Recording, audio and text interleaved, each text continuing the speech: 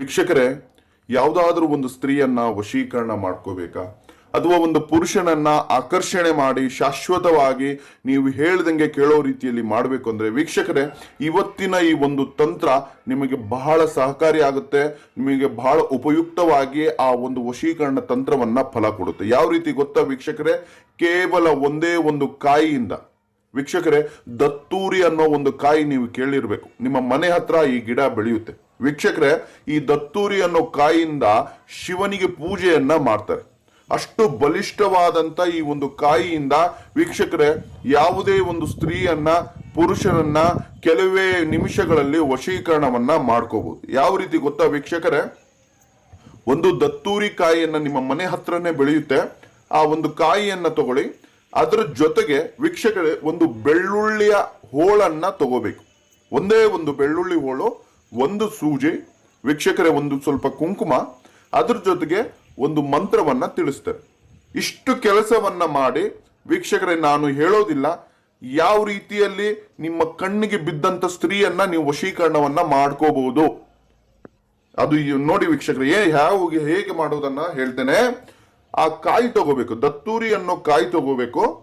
ಆ ಕಾಯಿಯನ್ನ ಸಂಪೂರ್ಣವಾಗಿ ಎರಡು ತುಂಡು ಮಾಡಬಾರ್ದು, ಸ್ವಲ್ಪ ಅದು ಎರಡು ಭಾಗಗಳನ್ನಾಗಿ ಮಾಡಬೇಕು. ಅದ್ರ ಜೋಡಣೆ ಇರಬೇಕು, ಸಂಪೂರ್ಣವಾಗಿ ಎರಡು ಭಾಗ ಮಾಡಬಾರ್ದು. ಅದ್ರ ಜೊತೆಗೆ ಒಂದು ಬೆಳ್ಳುಳ್ಳಿ ಹೋಳ ಮೇಲೆ ವೀಕ್ಷಕರೇ ಯಾವ ಸ್ತ್ರೀಯನ್ನ ವಶೀಕರಣ ಮಾಡ್ತೀರಿ, ಯಾವ ಪುರುಷನನ್ನ ವಶೀಕರಣ ಮಾಡ್ತೀರಿ, ಅವನ ಹೆಸರನ್ನ ಅದರ ಮೇಲೆ ಬರಿಬೇಕು.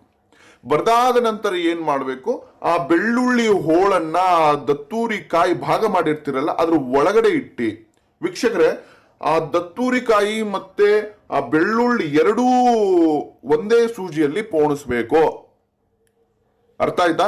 ಆ ಕಾಯಿ ಮತ್ತೆ ಒಳಗಡೆ ಹಾಕ್ತಿರ್ತಾರಲ್ಲ ಆ ದತ್ತೂರಿ ಕಾಯಿಗೆ ಸೂಜಿಯನ್ನ ಚುಚ್ಚಬೇಕು, ಪೋಣಿಸ್ಬೇಕು. ಅದಾದ ನಂತರ ವೀಕ್ಷಕರೇ ಕುಂಕುಮವನ್ನ ತಗೊಂಡು ನಾನು ಒಂದು ಮಂತ್ರ ಹೇಳ್ತೇನೆ. ಆ ಮಂತ್ರವನ್ನ ಅದರ ಮೇಲೆ ವೀಕ್ಷಕರೇ ಕುಂಕುಮವನ್ನ ಅರ್ಚನೆಯ ಮಾಡಿ ಕುಂಕುಮವನ್ನ ಹಾಕಿ ವೀಕ್ಷಕರೇ ಆ ದತ್ತೂರಿ ಕಾಯಿ ಯಾವುದು ಮಂತ್ರ ಗೊತ್ತಾ? ಓಂ ನಮೋ ಭಗವತೆ ಕಾಮ ಸಂಮೋಹಿನಿ ವಶಂ ಪಟ್ ಸ್ವಾಹ. ಸಿಂಪಲ್ ಮಂತ್ರ ವೀಕ್ಷಕರೇ, ಸಿದ್ಧಿಯನ್ನ ಪಡೆದಂತ. ಆದ್ರೆ ಈ ಒಂದು ನಾನು ಒಂದೇ ಹೇಳ್ತೇನೆ, ಕೆಲವರು ಬೇಕಾಬಿಟ್ಟಿ ಮಾಡ್ತಾರೆ, ಕೇರ್ಲೆಸ್ ಆಗಿ ಈ ಒಂದು ತಂತ್ರವನ್ನ ಮಾಡ್ತಾರೆ. ಅವಾಗ ಏನಾಗುತ್ತೆ, ಅದು ಫಲ ಕೊಡೋದಿಲ್ಲ. ಬಹಳ ನಿಷ್ಠೆ, ಪ್ರಾಮಾಣಿಕತೆ, ಮನಸ್ಸು ಚಂಚಲ ಇಲ್ಲದೆ ಶ್ರದ್ಧೆಯಿಂದ ಮಾಡಬೇಕು. ಈ ಒಂದು ಮಂತ್ರವನ್ನ ಹೇಳಿ ಅದಕ್ಕೆ ಆ ದತ್ತೂರಿ ಕಾಯಿಯನ್ನ ಕೆಂಪು ದಾರದಲ್ಲಿ ಕಟ್ಟಬೇಕು. ಯಾವ ದಾರ ಹೇಳಿ? ಕೆಂಪು ದಾರದಲ್ಲಿ ಕಟ್ಟಿ ವೀಕ್ಷಕರೇ ಬೇವಿನ ಮರ ಇಲ್ಲ ಅಂದ್ರೆ ಅರಳಿ ಮರಕ್ಕೆ ಕಟ್ಟಬೇಕು. ವೀಕ್ಷಕರೇ ಇಷ್ಟೇ ನೀವು ಮಾಡಬೇಕಾಗಿರುವಂತ ಕೆಲಸ.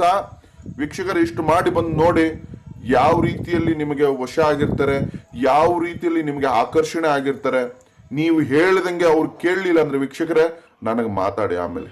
ಅಷ್ಟು ಬಲಿಷ್ಠವಾಗಿ ಒಂದು ವಶೀಕರಣದ ತಂತ್ರ ನಿಮಗೆ ಪ್ರಯೋಗ ಆಗುತ್ತೆ ವೀಕ್ಷಕರೇ. ನೀವು ಎಷ್ಟೇ ತಂತ್ರಗಳನ್ನ ಮಾಡಿ ಫೇಲ್ಯೂರ್ ಆಗಿದ್ರೆ ಇದೊಂದು ಟ್ರೈ ಮಾಡಿ ಆಮೇಲೆ ನನ್ನ ಹತ್ರ ಮಾತಾಡಿ ಅಂತ ಹೇಳ್ತಾ ವೀಕ್ಷಕರೇ ನಮಸ್ಕಾರ, ಧನ್ಯವಾದಗಳು.